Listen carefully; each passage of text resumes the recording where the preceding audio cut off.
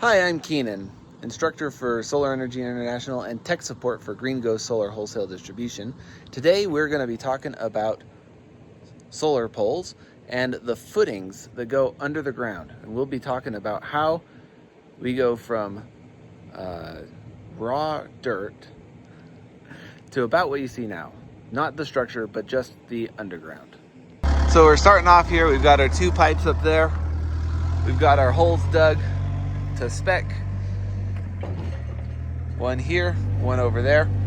So the first priority is, you can do this in a lot of different orders, but our first priority that we're gonna do is we're gonna put in stakes for strapping the panels down. You'll see how they work later. We're just gonna count in these 3-foot stakes, 4 stakes per hole. So here on the center hole, we have the trench already dug and it goes right through the center of the hole. That's how you want it. You want that trench to already be there through the center of the hole. And now we don't want our stakes to end up in the trench. So we are going to dig at an angle this way. We're just gonna make a mark. We're gonna try to make that mark actually pointed towards the center of the hole. And that's the line that our stake is gonna be on. Gonna go each way, so it's a plus sign. Right angles. And 45 degrees relative to the trench. So when putting in your stake, you want to put it in at a pretty heavy angle because of the direction that the strap is pulling on it. You'll see that again later. This is the manly way. This is the manly way to drive these stakes. I like the womanly way. And this is the real way to drive these stakes.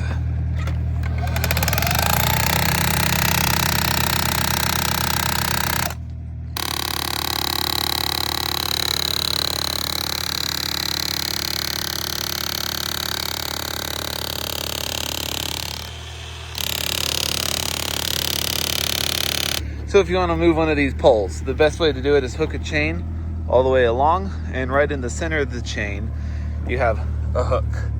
And so then you can just hook it and lift it that way. It does put a tremendous amount of force on this chain. That's why I use a chain and not a strap.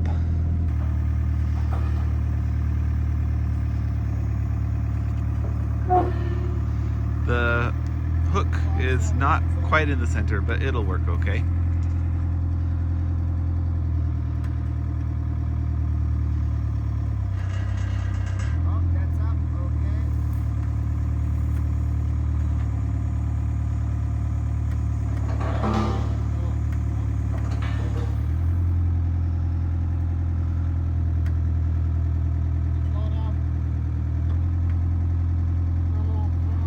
Curl your bucket.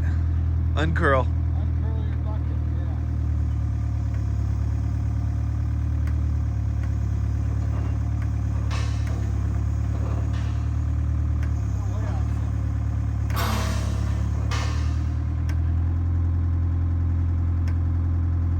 Oh, it is bouncing off the trailer, so you're just about off.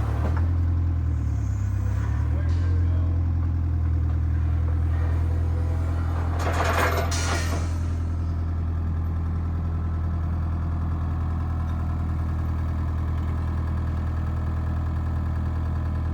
So that makes moving it level really easy. So we're gonna move it over by the hole and then reposition.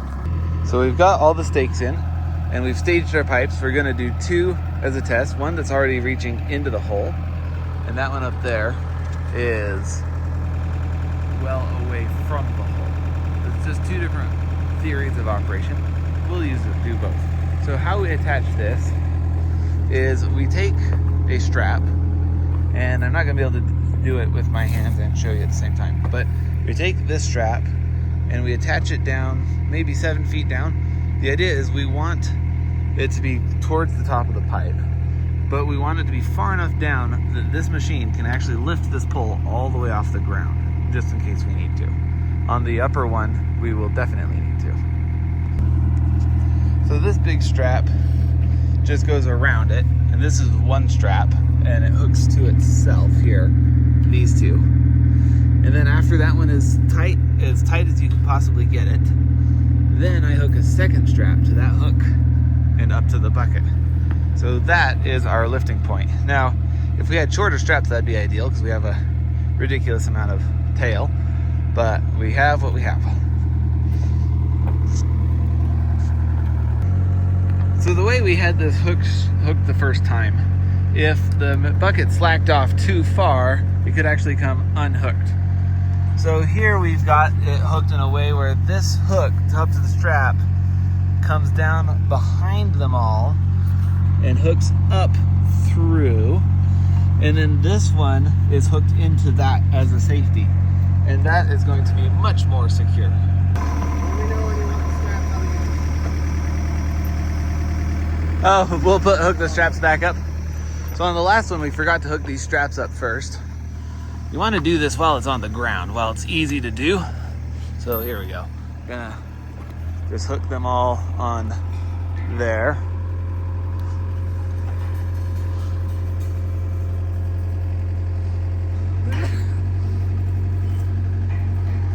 And that way they're already hooked up there once we're in position. So if you have this extending into the hole, you can slide it in. The only question is if you're gonna knock too much dirt into the bottom of the hole doing that.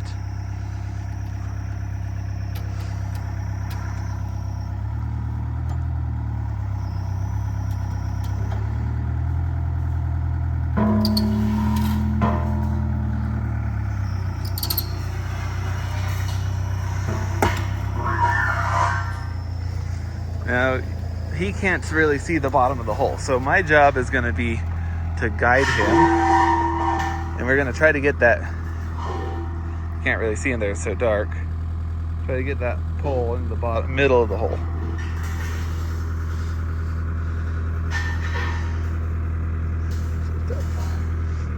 I'm telling him he needs to lift up a little bit. And come this way.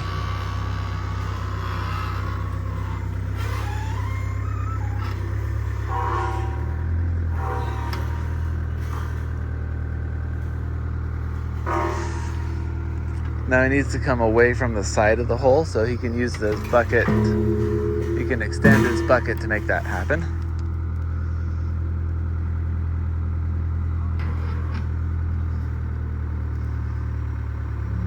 So the other thing about extending his bucket is that he can get the pole kind of to engage with the teeth a little bit more, and then he'll have better control of where the pole goes. You're ready to run. Great.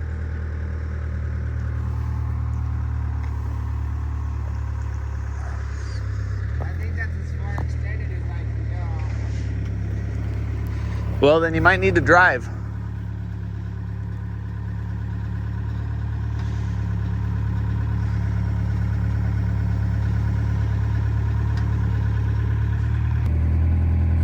So ideally, you've got it engaged in those teeth here when you're lifting it up. That gives you more control.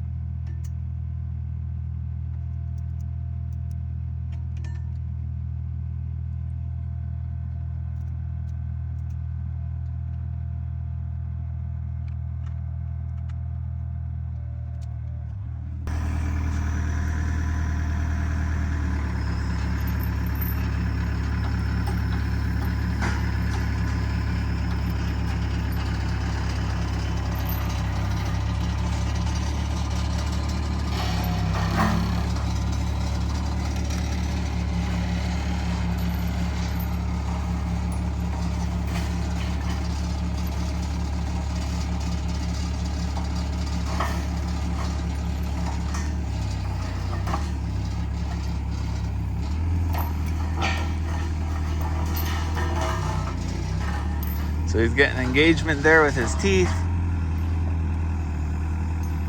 And there he goes. I'm gonna try to get that chain out. No, I'll leave it.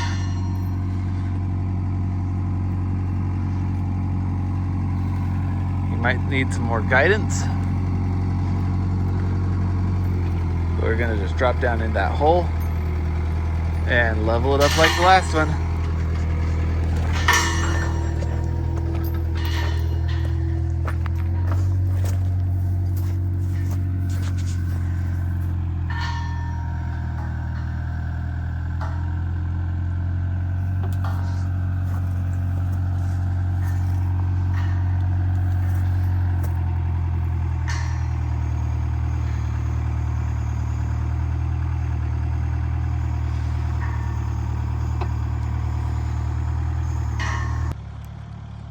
Okay, so the poles are the poles are ready for concrete. They're all strapped in. These straps coming down. Most of the things I've learned has been through trial and error, but I have to thank Ken Gardner for this idea of using straps for this. I used to use rigid supports to try to hold them up, and just strapping them down is so much better.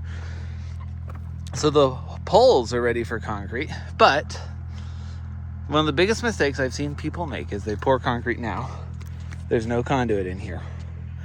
If you pour concrete now, then you're taking your conduit in, then 90ing up and then across the top of the concrete.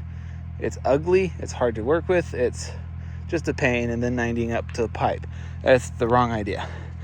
You put your conduit in the trench, 90 it up to the pipe. Take it plenty long, you can always cut it later. Tape it to the pipe, wire it to the pipe, whatever you want to do. And that's going to make it much better. And now here, we're going to want to block the trench after we're done with that, so that the concrete is not going into the trench.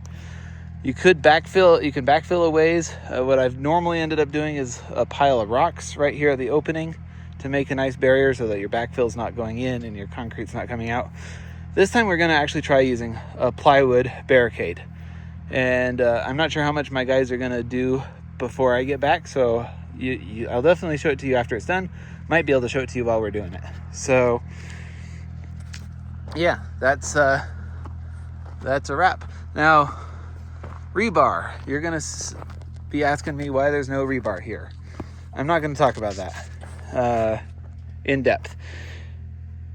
The best way to do this is to get a pre-made rebar cage, put it in the hole, and then drop your pipe down into the rebar cage.